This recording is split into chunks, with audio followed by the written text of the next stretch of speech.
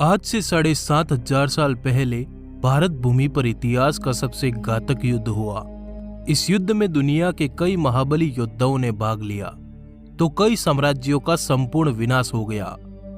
यह युद्ध महाभारत युद्ध से भी 2500 साल पहले लड़ा गया था। महाभारत युद्ध तो परमपिता कृष्ण के कारण दुनिया ने जान लिया, लेकिन उस युद्ध के बारे में इतिहास के पन्ने मौन हैं, जिसे आर्यावर्त का महासंग्राम कहा जाता है। इस युद्ध में खून की नदियां बही, महान कहे जाने वाले योद्धाओं की तलवारें भारत के सम्राट के सामने झुकी। विजयी योद्धाओं ने तलवारें लहराकर ललकार लगाई, वीर भोग्य वसुंधरा, अर्थात जिसकी भुजाओं में बल होगा वही इस भारत भूमि को भोगेगा। उस जमाने के 10 महान राजाओं के बीच लड़े गए इस भयानक युद्ध का नाम है युद्ध 10 राज्यम। आइए डिमांडिंग पंडित के साथ चलते हैं भारत भूमि पर लड़े गए इतिहास के उस महायुद्ध के काल में, जिसे आर्यों की सत्ताओं का संघर्ष भी कहा जाता है। चलिए शुरू करते हैं। आज से लगभग 7,134 साल पहले 10 जनवरी के दिन दोपहर 12:05 पर प्रभु श्री राम का जन्म हुआ। प्रभु के अवतरण युग को रामायण काल कहा गया और भारत को उस काल में आर्यावर्त कहा जाता था। इसी युग में पंजाब की रावी नदी के मैदानों में एक भयानक युद्ध हुआ, जिसका संपूर्ण वर्णन ऋग्वेद के 7वें अध्याय में मिलता है। इस युद्ध से हमें यह पता चलता है कि आर्यों के दुनिया में कितने साम्राज्य थे और उनकी सत्ता धरती पर कहां तक फैली हुई थी। रामायण काल में भारत के उत्तर में 5 नदियों के विशाल भूभाग पर इक्ष्वाकु वंश के राजा सम्राट सुदास का शासन हुआ करता था। इस इलाके को उस काल में तुत्सु राज्य के नाम से जाना जाता था। तुत्सु राज्य संपूर्ण भारत का सबसे अमीर राज्य हुआ करता था।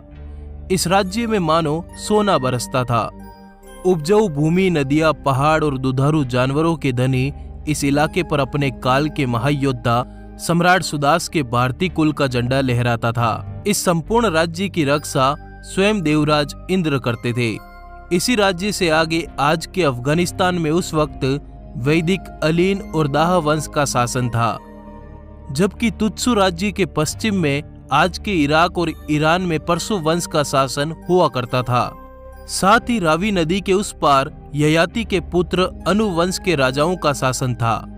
तो आज के जम्मू कश्मीर में पुरु वंश के महान योद्धाओं का राज हुआ करता था। ये सभी 10 राज्य किसी न किसी कारण से तुत्सु राज्य के राजा सम्राट सुदास से दुश्मनी रखते थे। कोई राजा सम्राट सुदास के राज्य का धन चाहता था तो कोई राजा सम्राट सुदास की गर्दन। पर इनमें से कोई भी राजा सम्राट सुदास के राज्य पर सीधा हमला नहीं कर सकता था, क्योंकि सम्राट सुदास एक बाहुबली योद्धा थे। उनकी ताकतवर सेना और उनके सरदारों ने कई बार बड़े बड़े साम्राज्यों को हिला कर रख दिया था। इसी को देखते हुए राजा अनु के नेतृत्व में सभी 10 राजाओं ने एक सभा बुलाई, जिसमें तय किया गया कि हम सभी 10 राज्य मिलकर एक साथ सम्राट सुदास पर हमला करेंगे और सुदास को मारकर राज्य तुत्सु पर अपना अधिकार कायम करेंगे। इसी सभा के बाद इन 10 राजाओं ने सम्राट सुदास को एक पत्र लिखा, जिसमें उन्होंने लिखा, काल का ये महायुद्ध तुम्हारे संपूर्ण वंश का सर्वनाश करेगा। तुम्हारे संपूर्ण राज्य को हम अपने अधिकार में करेंगे। तुम्हारे संपूर्ण वंश और तुम्हारे राज्य ने कभी भी धर्म के साथ न्याय नहीं किया। इस पत्र में सम्राट सुदास पर 10 राज्यों के हमले का कारण कुछ यूं बताया गया। तुमने गुरु विश्वामित्र को अपने राज्य से बाहर निकाला और गुरु वशिष्ठ को अपना गुरु बनाकर बैठाया।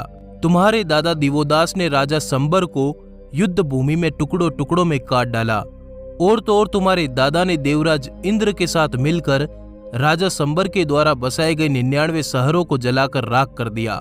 यहाँ आपको मैं बता दूं कि सम्राट सुदास के दादा दिवोदास ने जिन 99 शहरों को नष्ट किया, बाद में इन 99 शहरों पर 10 नए राज्य खड़े हो गए, जिसके बाद राजा सुदास ने एक बार फिर इन 10 राज्यों को तहस नहस कर दिया था।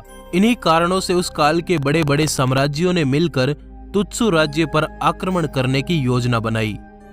सम्राट ने 10 राज्यों द्वारा भेजे गए पत्र को स्वीकार किया। इस ललकार के बाद संपूर्ण भारत के आर्य 2 भागों में विभाजित हो गए। एक वर्ग तुत्सु वंश को स्वीकारता था तो दूसरा पुरु वंश को। अब युद्ध निश्चित था। युद्ध की घोषणा के बाद सम्राट सुदास अपनी 6,500 सैनिकों की सेना के साथ रावी नदी के मैदानों में पहुंच गए। सम्राट की सेना हर युद्ध में माहिर थी। उनकी सेना का प्रत्येक सैनिक कई तरह के युद्धों में तप कर एक योद्धा बन चुका था। राजा सुदास का मुकाबला 10 राज्यों की विशाल सेना से होना था और कुछ ही पलों में 10 राज्य सेना राजा अनु के नेतृत्व में युद्ध के मैदान में आती दिखी। 66,000 पैदल सैनिक, 20 रथ, 2,000 घुड़सवार और 50 हाथियों की महासेना ने युद्ध की ललकार दी। राजा सुदास की सेना के रथ बिना किसी शंखनाद के शत्रु सेना में जा घुसे और इसी के साथ घमासान युद्ध का आरंभ हुआ। राजा सुदास के सैनिकों के पास लकड़ी और पत्थर के हथियारों की जगह लोहे के बने तीर, भाले और तलवार थे, जिससे शत्रु सेना को समझ नहीं आया कि ये कैसा हथियार था जो इतना छोटा लेकिन इतना मारक कि एक ही वार में कई सैनिक खत्म हो जाए। 10 राज्य की सेना का भीषण रक्त संहार हुआ। हर सैनिक योद्धा को तहस नहस कर दिया गया। भारत भूमि पर शायद पहली बार तलवार का उपयोग हुआ था, जो गुरु वशिष्ठ की देन थी। राजा सुदास ने इतनी विशाल सेना को मात्र एक ही दिन में हरा दिया।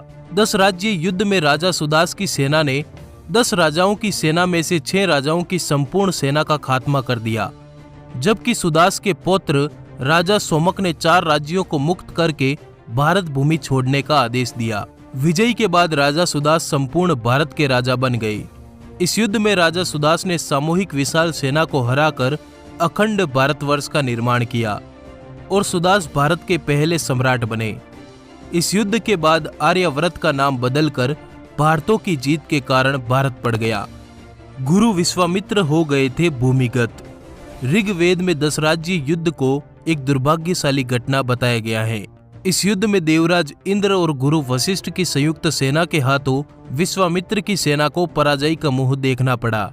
10 राज्य युद्ध में इंद्र और उसके समर्थक विश्वामित्र का अंत करना चाहते थे।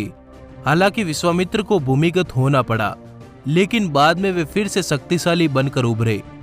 इस युद्ध के बाद भारत में राजनीतिक व्यवस्था गणतांत्रिक समुदाय से परिवर्तित होकर राजाओं पर केंद्रित हो गई। 10 राज्य युद्ध में राजा सुदास राजा प्रथा पर आधारित थे, जबकि उनके विरोध में खड़े कबीले लगभग सभी लोकतांत्रिक थे। तो दोस्तों, ये था 10 राज्य का युद्ध